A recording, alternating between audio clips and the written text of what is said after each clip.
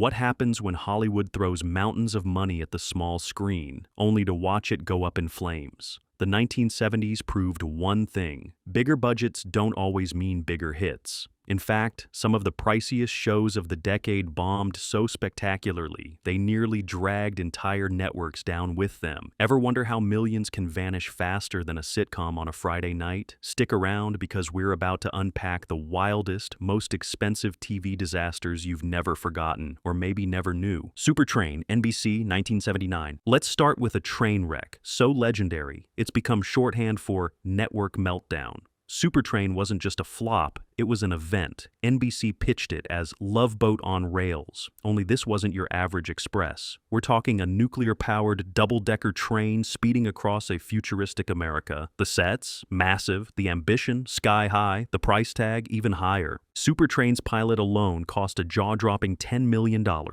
An amount so huge in 1979, it could have bought you an actual train, or maybe even a small country. NBC poured cash into lavish train car sets, cutting-edge, for the era, miniatures, and a marketing blitz that blanketed America. They hired a big ensemble cast and loaded every episode with guest stars, hoping to recapture the magic of star-studded anthologies. But here's the kicker: not a dime went toward a decent script. Viewers tuned in expecting glitz, adventure, maybe a little campy fun. What they got was clunky writing, wooden acting, and a plot that derailed before the train left the station. Critics shredded it. Audiences bailed. The only thing faster than Train's fictional locomotion was how quickly viewers changed the channel. It gets worse. NBC's losses were so massive, execs started sweating about the network's survival. At the time, it was the most expensive TV show ever produced in the US, and possibly the biggest disaster. Rumors say the network came close to bankruptcy, all because they bet the farm on a show nobody wanted to ride. Train limped through just 9 episodes before the plug was pulled. The expensive sets, junked. The model train, auctioned off for pennies. NBC learned the hard way that you can't build ratings on spectacle alone. Want a crash course in what not to do with a blockbuster TV budget? Just revisit the flaming wreckage of Train, the ultimate case study in network excess. Mini conclusion: when your show costs more than the real Amtrak and can't buy a hit episode, it's time to admit the tracks never even led to the station.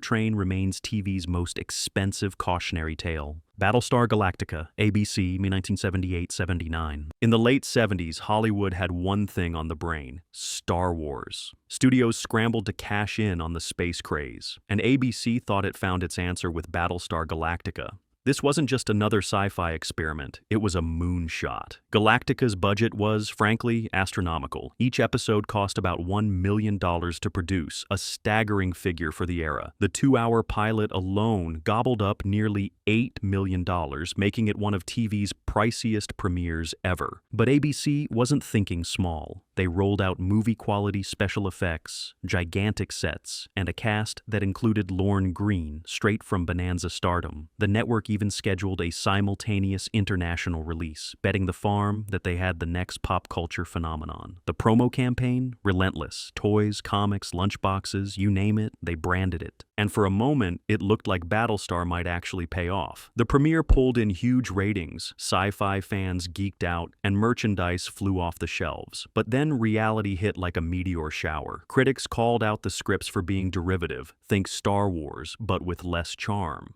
Audiences drifted away, especially after CBS pulled a savage move by shifting All in the Family to the same time slot, torpedoing Galactica's viewership. Then there was the cost. As ratings slipped, the massive budget became impossible to justify. ABC started sweating the numbers, especially as each new episode rolled in with another sky-high invoice. By the end of its first season, the show had racked up over $20 million in losses. The network pulled the plug, leaving fans devastated, and one infamous Save Galactica campaign that actually saw protesters picketing the ABC offices. Tragically, at least one fan's obsession ended in suicide, casting a lasting shadow over the show's legacy. Battlestar Galactica wasn't just an expensive gamble gone bust. It was a sci-fi saga that flew too close to the sun. ABC tried to revive the show in a cheaper, cheesier reboot, but the magic and the money were gone. Mini conclusion? Sometimes you shoot for the stars and miss by a galaxy. Battlestar Galactica proved that not even space was big enough for a budget that high or an audience that small. The Man from Atlantis, NBC, 1977-78. When Patrick Duffy surfaced on network TV as a shirtless, web-fingered manfish, NBC thought it had the next big superhero phenomenon, and they were willing to pay for it. The Man from Atlantis was the network's answer to the sci-fi boom, a visually ambitious show set almost entirely underwater, with Duffy playing Mark Harris, the last survivor of Atlantis, gifted with superhuman swimming powers and the ability to breathe underwater. Sounds like a sure thing, right? NBC seemed to think so. They forked over an ocean of cash, with episodes routinely topping the $1 million mark, unheard of for a weekly series. The production team didn't skimp on spectacle, expensive underwater photography, custom-made wetsuits, and elaborate effects to simulate deep-sea worlds. If they could have found a way to CGI a dolphin sidekick, they would have, except in the 70s. That meant building robot fish and flooding sound stages. Money was no object, but technology was a serious obstacle. And here's where the bubbles burst. While Duffy could hold his breath, the plot couldn't. Critics mocked the show's campy tone and repetitive scripts. The effects, ambitious as they were, sometimes looked more like a high school science project than Hollywood magic. By the second or third episode, even the core audience was tuning out. After all, how many times can you watch a guy swim in slow motion and save the world from vague aquatic threats? NBC scrambled, retooling the premise and shifting the tone from adventure to more family-friendly fare, but it was like patching a sinking submarine with chewing gum. The show only lasted 13 episodes before the network pulled the plug and left Atlantis lost once again. The legacy? NBC's accountants probably had nightmares about tidal waves of red ink. The network shelved the expensive props, and Duffy quickly bounced back with Dallas, which ironically cost far less to produce and ran for more than a decade. The Man from Atlantis remains proof that sometimes you can throw buckets of money into the ocean and all you get back is wet. Mini conclusion: want to see how to make $1 million evaporate faster than a pool in the Mojave? Just try building Atlantis in a TV studio. NBC learned water isn't always a ratings lifeline. Big Hawaii, NBC, 1977. If you've never heard of Big Hawaii, don't worry, you're not alone. NBC pumped serious money into this one, then buried it in a volcanic grave. The idea was simple: a primetime family drama set on a sprawling Hawaiian ranch, filled with sweeping aerial shots, adventure, and more sun-bleached drama than you could shake a tiki torch at. With an ensemble cast and ambitious stunts, NBC hoped to capture the vibe of Dallas, but in paradise. What did this island fantasy cost? Plenty.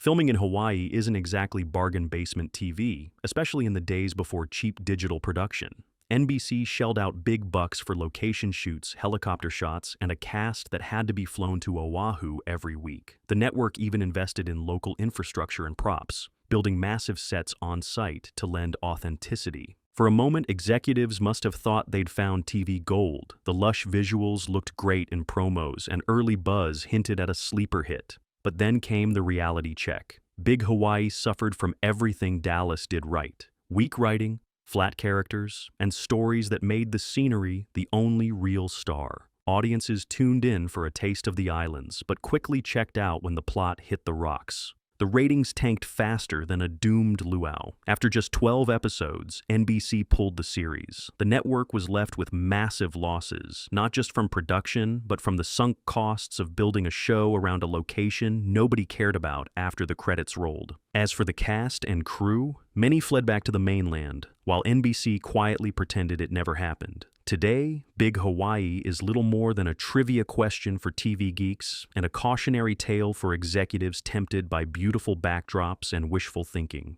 Mini conclusion: you can pour millions into a paradise, but if your drama's more limp than a week-old lay, your show's getting stranded. Big Hawaii proved that even the most scenic setting can't save you from a tsunami of bad ratings. Holmes and YoYo ABC, May 1976-77. Ready for a plot twist? The 1970s had no shortage of wacky sitcoms, but Holmes and YoYo takes the cake, then smashes it on the floor. ABC banked big on this buddy cop comedy, hoping viewers would fall for the odd couple pairing of straight-laced Detective Holmes and his rookie partner, YoYo, who just happened to be a malfunctioning robot. Sound expensive? You bet. To bring Yo-Yo to life, the producers invested in state-of-the-art for 1976 effects, remote-controlled gadgets, animatronic props, and endless visual gags involving mechanical malfunctions. The production budget ballooned with every failed punchline, especially since even the simplest robot stunts required teams of engineers and weeks of rehearsal. The network also hired John Schuck, no A-lister, but he didn't come cheap either. But all the money in the world couldn't buy laughs. Audiences were confused. Was this a parody? Was it serious? Was it even funny? Critics openly mocked it as TV's most expensive inside joke, and for good reason. Gags landed with a thud, the chemistry fizzled, and let's face it, nobody was ready for a robot sidekick who malfunctioned more than he solved crimes. Still, ABC kept throwing money at the problem, hoping the next episode would finally spark a cult following. Sets were rebuilt, effects crews brought in for new gags, and scripts rewritten on the fly. Nothing worked. The show was a constant technical headache, with robots breaking down mid-scene and jokes that made even the laugh track cringe. After just 13 episodes, the verdict was in. Holmes and YoYo was a mechanical flop.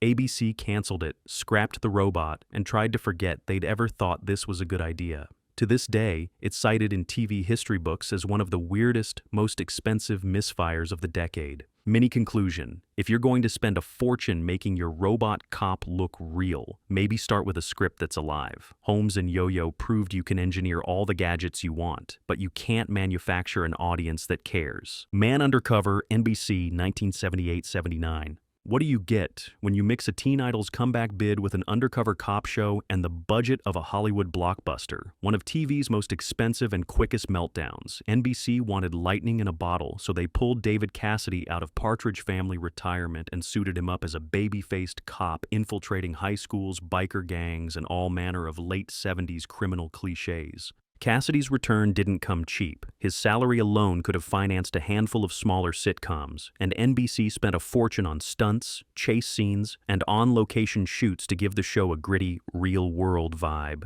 The promo budget? Massive. Cassidy's face was everywhere. TV guide covers, talk show circuits, you name it. The network was betting that millions of former fans would tune in just to see their crush bust the bad guys. But all the hype in the world couldn't save Man Undercover from its own identity crisis.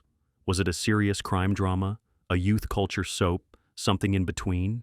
Critics shrugged, audiences got bored, and the show's big-budget ambitions quickly became its downfall. By episode 4, it was clear the only thing undercover was the show's actual appeal. NBC kept the money flowing in a desperate bid for traction. New writers, new tone, even grittier plotlines, nothing moved the needle. Meanwhile, production costs just kept climbing, thanks to Cassidy's contract and all those high-octane action scenes that nobody was watching. After just 10 episodes, the network pulled the plug. Cassidy returned to the concert stage, NBC ate the loss, and Man Undercover faded into the annals of what were they thinking?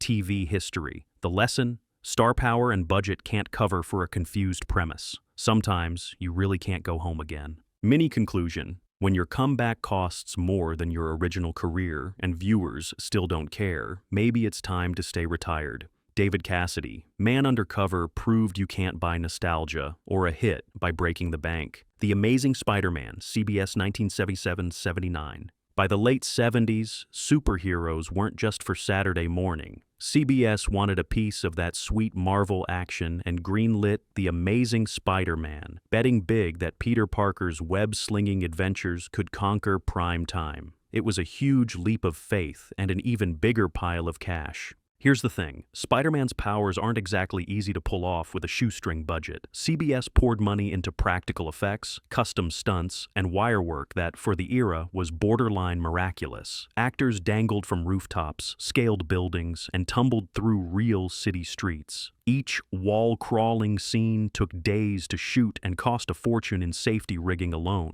Then there was the endless parade of custom costumes, breakaway props, and late-night location shoots. The network also threw big bucks into promotion. Spider-Man toys, comics, and tie-ins flooded the shelves, all aimed at making Peter Parker the next household name. The first made-for-TV movie drew huge numbers, and CBS smelled franchise gold. But the cracks started showing faster than you could say, with great power. The scripts wobbled between camp and soap opera, the villains were mostly random mobsters, and network execs got cold feet about leaning too hard into the comic book weirdness.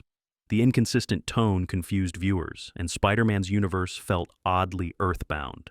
No supervillains, no aliens, just Peter Parker versus, well, paperwork. Ratings soared, but the budget never came down. By the end of season 2, the costs were staggering, and CBS had nothing to show for it except a lot of broken windows and one exhausted stunt double. The plug was pulled, leaving just 13 episodes and a small cult of devoted fans. Mini conclusion: sometimes even a superhero can't save you from a sinking balance sheet. The Amazing Spider-Man spun a web of costs that not even Peter Parker's accountant could untangle. You want a hit? Try more heart, and maybe a few actual supervillains. Waltier, CBS 1979. Think lightning strikes twice? CBS sure did, gambling big on Walter, the ill-fated MASH spin-off that thought it could bottle up Radar O'Reilly's quirky charm and sell it as a full-fledged police comedy. Spoiler alert, it flopped so hard, most viewers never even knew it aired. Here's the inside scoop. After MASH ended, CBS wanted to milk every drop of goodwill from one of TV's biggest hits. They dusted off Gary Berghoff's uniform, handed him a new badge, and threw real cash at a pilot movie loaded with location shots, a full supporting cast, and a budget that ballooned well beyond a standard sitcoms. The stakes? Immense. MASH had been a cultural touchstone, and CBS was determined to spend whatever it took to keep the magic going. What they got instead was a half-baked fish-out-of-water tale, plunking Radar into small-town policing with all the awkwardness of a goat at a garden party. The script wavered between gentle nostalgia and forced slapstick, never finding a groove. Even with money splashed on glossy production values and a shiny new supporting cast, Walter felt out of step, like a rerun from a world nobody wanted to revisit. And here's the punchline. CBS invested in multiple episodes, but only one ever aired, and even then, it was a summer burn-off with little fanfare.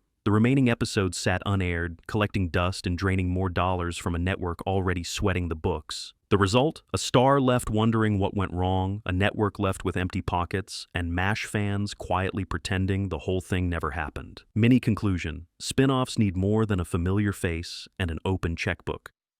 Walter blew its budget trying to chase a legacy, but some stories are best left in the past, no matter how much you spend on nostalgia. The Blue Knight, CBS 1975-76, it was the era of gritty, real cop shows. Think Kojak and Hill Street Blues, and CBS wanted to top them all. Enter The Blue Knight, adapted from Joseph Wambaugh's acclaimed novel. To give the show street cred and serious prestige, CBS threw major money at the problem. George Kennedy was cast as the world-weary cop Bumper Morgan, and the studio invested heavily in location shoots, moody lighting, and a soundtrack straight out of a Hollywood crime flick. But prestige drama costs money.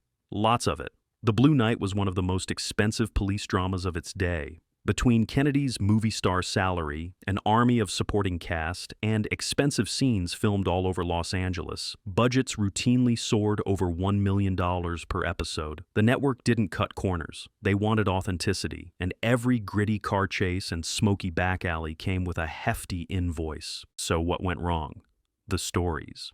While Wambaugh's novel was raw and riveting, the series struggled to balance TV's constraints with real-world roughness. Plots meandered, pacing lagged, and viewers never truly bonded with Bumper Morgan's brooding routine. Even George Kennedy, a genuine Oscar winner, couldn't inject life into scripts that felt more like police reports than compelling television. Worse, the ratings just didn't show up. CBS kept pouring cash in, but with every expensive episode, the audience shrank. After just one season, 24 episodes, the network pulled the plug, leaving millions in lost investment and a once promising show already forgotten by the next fall's lineup. What's left? A case study in prestige can't buy passion. Despite top talent and high production values, The Blue Knight ended up as a costly blip on the TV landscape, proof that even the best source material can't always make the leap from page to small screen. Mini conclusion.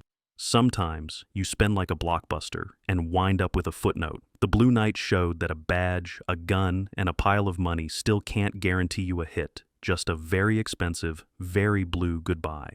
Wonder Woman, ABC, CBS, 1975-79.